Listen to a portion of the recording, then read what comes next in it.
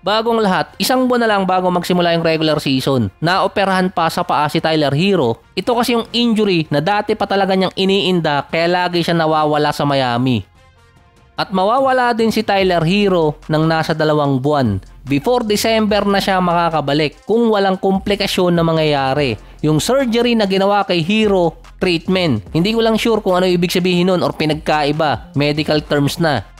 Dismayado naman ang mga fans ng Miami na kung kailan pa papalapit na ang season, hindi makakalaro yung kanilang bagong franchise player.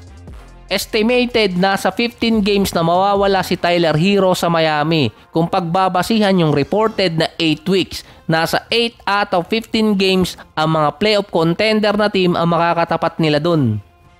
Dahil wala si Hero ng nasa almost 15 games, si Kasparas sa Cosionis ang nakikita makakakuha ng minutes niya. Mistiso rin naman yung mga tipo ni Pat Riley. Si Hero ang nagmamando ng number 1 at number 2 position ng Miami Heat. Si Kasparas naman nasa number 1 at number 2 position din. Sa Summer League, nag-struggle nga lang siya dun. Papasok pa ng preseason, dun makikita kung makakabalik na di umano ang rhythm niya, ang bagong boy toy ni Pat Riley. Meron pa kasing 2 pamalit talaga kay Hero bago si Kasparas, si Davion Mitchell yung kamukha ni Bronny at yung work from home all-star na si Norman Powell. Impressive si Mitchell last season sa Miami pati na rin sa playoffs. Si Norman Powell naman proven na starting unit player. At siya yung naging second leading scorer ng Clippers nung wala si Kawhi. Sa 15 games na wala si Hero, mawawala din yung 24 points, 5 rebounds at 5 assists per game. Ang papalit naman doon yung kay Norman Powell na last season na pumalit din siya kay Kawhi na may almost 22 points, 3 rebounds, 2 assists at nasa 48 and 41%. Kapag nasa home court nga lang talaga, pang all-star ang laruan nitong si Norman Powell. Nasa stats niya yon hanggang playoffs. Lalo tuloy mahihirapang ma-trade ng Miami si Wiggins dahil wala si Hero. Ang kapartner pa di umano ng Miami sa trade na yon, Lakers, na sinabing kulang pa ang lineup nila para sa 2026 at makalayo pa hanggang playoffs. Dahil si Reeves at si Luka ay parehas na player na parang hindi naman. Si Robert Horry nagsabi nun.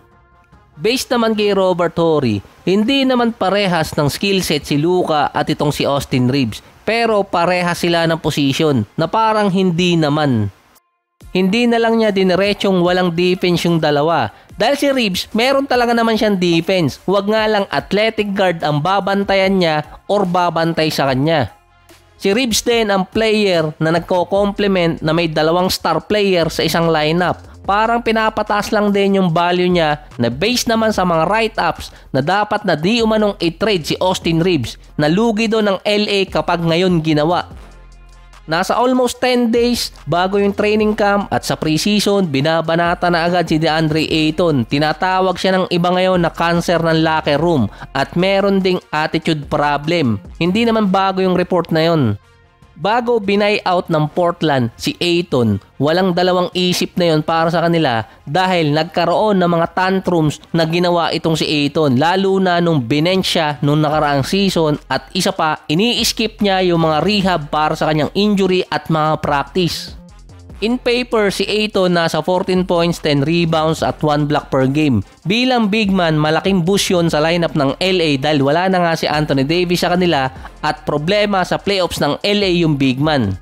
Pero dahil sa reputasyon ni Ayton na nagkakaroon talaga or meron bad attitude, hindi lang kapag binangko, kundi kapag practice at iba pang activity ng team, hindi naman ito yung unang beses na nangyari sa kanya, yung Portland at yung nauna pa, yung Suns. Pinagtanggol din naman si DeAndre Ayton ng dati niyang teammate na hindi bad attitude ang problema kundi bad management ang nangyari kay Ayton. Kahit si Patrick Beverley sinabi pa lang bago mag-sign si Ayton sa Lakers, siguro naman magre-respond siya na maayos kay JJ Redick.